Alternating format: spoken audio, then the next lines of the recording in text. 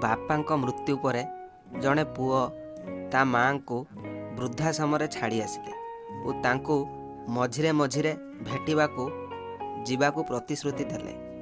दिने हठात वृद्धाश्रम फोन आसिला कि तुम माँ को देह बहुत खराब, तांको जेते शीघ्र भेटिबाकू आसंतु। यह शुणी पुओटी देखा करने गला। तांको माँ बिछणारे शेष निश्वास नेउथिले। पुओ जनक माँ को पचारिले, माँ मु तुम पाई कौन करिबी कुह। माँ कहिले, पुओ एही वृद्धाश्रम रे किछि फैन लगाई दे, ता सहित गोटे फ्रिज आनी दे, जहा द्वारा एठारे थिबा लोक माने बळका खाद्य को बंचाई परे खाई परिबे ओ फैन जोगु गरम रु रक्षा पाई परिबे।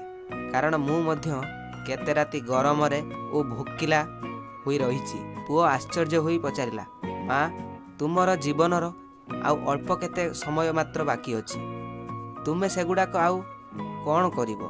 माँ उत्तर देले, पुओ मु एगुड़िक मो पाई नुहे बरं तो पाई कहूछि। कारण मोर सिना जीवन काल सरीगला, किंतु जेतेबेले तो पिला माने दिने तते एही वृद्धाश्रम रे छाड़ी जिबे, तू बिना फैन और फ्रिज छाड़ी बंची पारिबु नाही। सतरे माँ ठारू केही निजर और वास्तव लोक सारा संसार रे नाहंती।